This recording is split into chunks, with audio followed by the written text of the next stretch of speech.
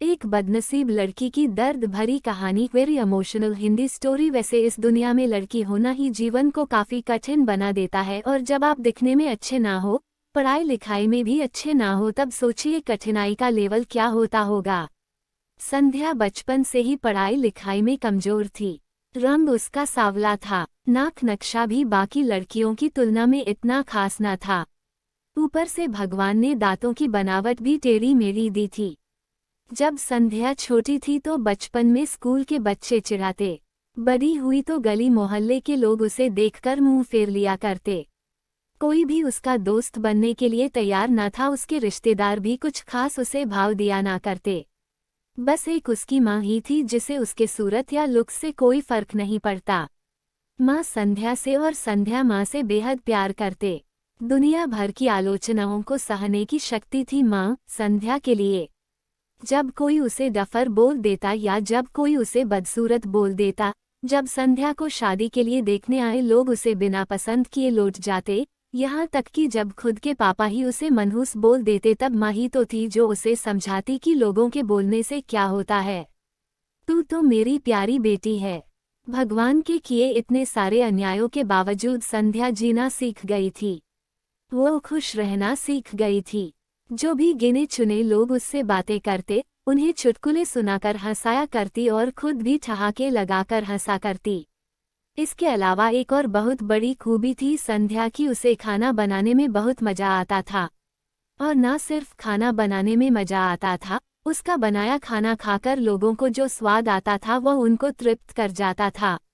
और यह उसमें अपने आप तो नहीं आया था, दुनिया के ठुकराए जाने के बाद उसने अपना सारा समय खाने की रेसिपीज की किताबें, रेडियो शोज और टीवी चैनल्स को समर्पित कर दिए थे। संध्या की तारीफ तो कोई भी नहीं करता, लेकिन उसके हाथों के बने खाने की तारीफ वह हर व्यक्ति करता जो उसे चखता। इस एक गुण की वजह से संध्या अपने आजू बाजू की औरतों में फेमस हो गई थी, क्योंकि जिसे भी खाना पकाना सीखना हो या कुछ नया पकवान बनाना सीखना हो तो वह संध्या के पास आती और संध्या भी खुशी खुशी उन्हें सब सिखाती। उसके पास आने वाली औरतें अच्छा खाना बनाना सीख जाती, लेकिन लाख कोशिश करने के बाद भी संध्या के हाथों का वह जादू जो सबको तृप्त कर जाता वह कोई ना सीख पाता। संध्या की जिंदगी इन्हीं उतार चढ़ावों के साथ कट रही थी। एक बार फिर से माँ बाप ने जी तोड़ कोशिश कर एक फैमिली को संध्या को देखने के लिए मना लिया था, और अगले दिन लड़का संध्या को देखने आने वाला था। संध्या को इस बात की खबर होने पर वह दुखी और गुस्सा हो गई थी कि बिना उससे पूछे पता नहीं क्यों माँ बाप लड़कों को बुला लेते थे और उसका मजाक बना देते थे। माँ ने संध्या को समझाया था कि ऐसा ही होता है, कोई भी बेटी अपने माँ बाप के यहाँ हमेशा नहीं रहती, उसे एक दिन शादी करके जाना ही पड़ता है। अगले दिन संध्या सुबह सुबह ही लड़के वालों के आने से पहले ही सज संवर कर कहीं निकल गई थी। उस दिन लड़के वाले घर आकर माँ बाप को बहुत खरी खोटी सुनाकर गए थे। वैसे भी पापा को संध्या पर हमेशा ही गुस्सा रहता था, लेकिन उसकी इस हरकत ने उनको गुस्से से पागल कर दिया। उस दिन पापा ने संध्या का सारा गुस्सा माँ पर उतार दिया था, यह कहकर कि एक मनहूस बेटी को जन्म देकर भी तुम्हारा मन नहीं भरा था, इसलिए उसको लाड प्यार देकर सर पर बिठा लिया है। हमेशा अपनी बेटी के बारे में गलत बोलने वालों से नाराज रहने वाली माँ आज खुद संध्या से नाराज हो गई थी, और वह अब संध्या के घर वापस आने की बेसब्री से राह देख रही थी ताकि अपना गुस्सा उस पर उतार सकें। सूरज ढलने से पहले संध्या घर लौट आई थी। उसके चेहरे पर एक अजीब सी खुशी थी, हाथों में एक चेक था और एक सर्टिफिकेट भी। संध्या माँ से कुछ कहना चाहती थी, लेकिन इससे पहले कि संध्या अपने मुंह से एक भी शब्द कह पाती, माँ ने उसे खरी खोटी सुनाना शुरू कर दिया। गुस्से में माँ बोलते बोलते इतना कुछ बोल गई कि को संध्या ने कभी सपने में भी नहीं सोचा था। माँ ने कहा, बाकी सभी लोग सही थे, तुम सच में मनहूस हो, तुम्हारी वजह से हर कोई परेशान है। अच्छा होता जो तुम पैदा होते ही मर जाती, यह दिन ना देखना पड़ता हमें। गुस्से में बड़बड़ाती और सब्जियां काट रही माँ ने एक बार भी संध्या की तरफ नहीं देखा था। संध्या माँ की बातें किसी पत्थर की मूरत की तरह सुन रही थी। पत्थर की ऐसी मूरत जिसके शरीर में तो जान ना हो, लेकिन आंखों से आंसुओं की धारा बह रही हो। संध्या ने माँ से पूछा, माँ क्या सच में तुम भी चाहती हो कि मैं मर जाऊं? क्या इतनी बुरी हूँ मैं माँ? अभी भी गुस्सा सर पर सवार होने की वजह से माँ ने कह दिया, हाँ। बिना एक पल भी सोचे संध्या ने सीधा अपने कमरे में जाकर कमरा अंदर से बंद कर लिया था। 1-2 मिनट बाद गुस्सा थोड़ा शांत होने पर माँ को अपनी गलती का एहसास हुआ, तो संध्या के रूम के तरफ गई। उन्हें पता चला कि संध्या ने रूम को अंदर से बंद कर लिया है। गुस्से में कुछ कर ना ले इसलिए माँ ने तुरंत पापा को इस बात की खबर दी।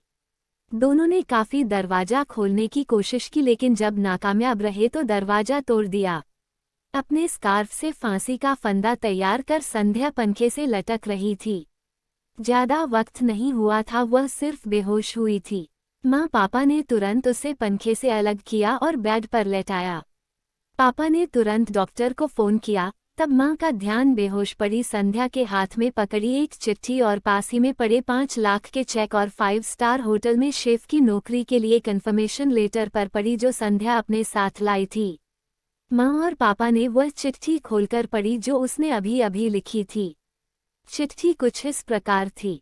मम्मी और पापा, मैं जानती हूँ मेरे जन्म से लेकर आज के दिन तक मैंने ऐसा कुछ भी नहीं किया है जिस पर आप गर्व कर सके। लेकिन मैं आपको बताना चाहती थी कि आज मैं खाना पकाने के नेशनल लेवल कंपटीशन को जीत चुकी हूँ और यह 5 लाख का चेक मुझे प्रथम स्थान पर आने के लिए मिला था।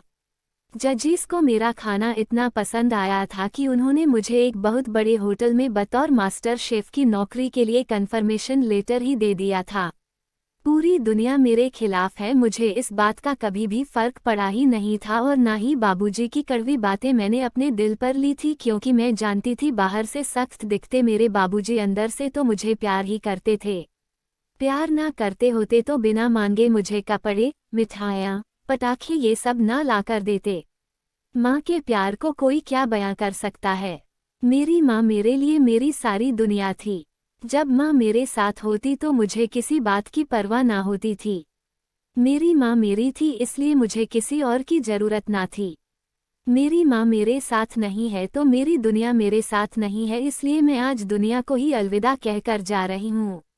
मैं जानती हूँ आपने कभी ना कभी भगवान से यह दुआ जरूर मांगी होगी कि अगले जन्म में मेरे जैसी औलाद ना मिले, लेकिन मैं हमेशा यह प्रार्थना करती थी कि अगले जन्म में तो क्या मेरे हर जन्म में मुझे आप जैसे ही माता पिता मिले, और आज भी यही प्रार्थना करके उसी भगवान के पास जा रही हूँ।